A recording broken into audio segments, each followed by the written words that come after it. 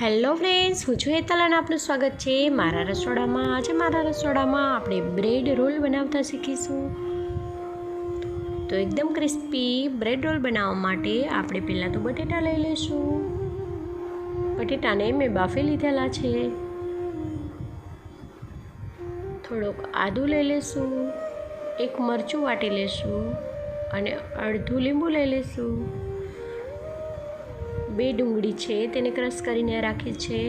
ત્યારબાદ થોડી તેમાં ધાણા ભાજી ઉમેરવા માટે લઈ લઈશું.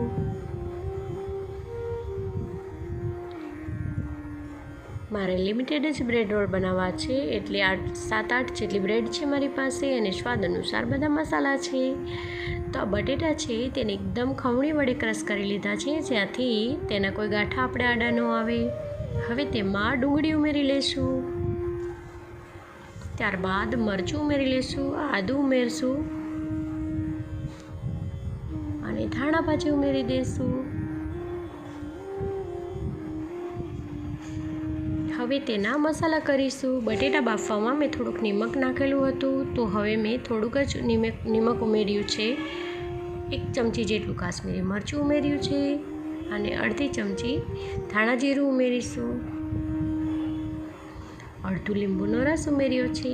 હવે આ બધું આપણે મિક્સ કરી લઈશું.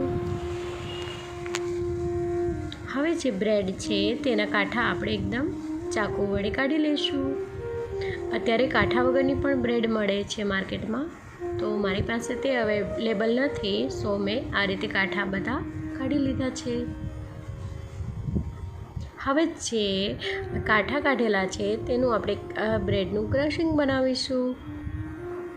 આ ક્રશ છે તે ખૂબ જ સરસ બનશે અને ઘણી બધી વાનગીઓ છે તેમાં ઉપયોગમાં આવશે. કેવું સરસ મજાનું મિક્સરમાં ક્રશિંગ થઈ ગયું છે. હવે આ રીતે બધા આપણો જે માવો છે તેના રોલ વાળી દઈશું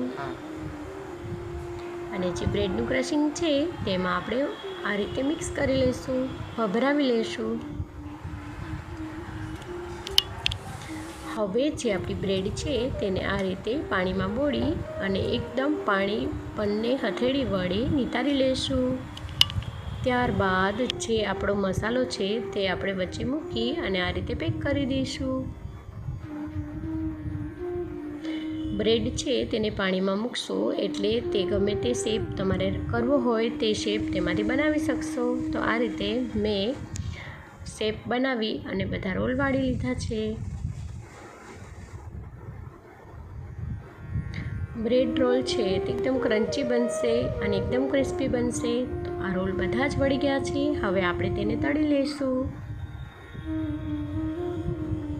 ગોલ્ડન બ્રાઉન કલરના થાય ત્યાં સુધી આપણે તેને તળવાના છે.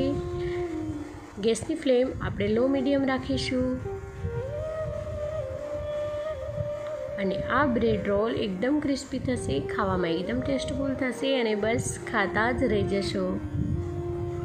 તમે જોઈ શકો છો કે ગોલ્ડન બ્રાઉન કલરના આપણા રોલ કમ્પ્લીટ થઈ ગયા છે. હવે આપણે તેલની તારી અને તેને બહાર કાઢી લઈશું.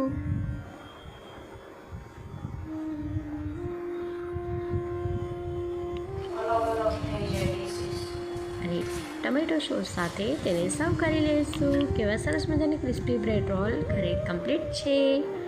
Thank you very much. Video પસંદ આવ્યો હોય તો તમે લાઈક, શેર અને જલ્દીથી સબસ્ક્રાઈબ કરો.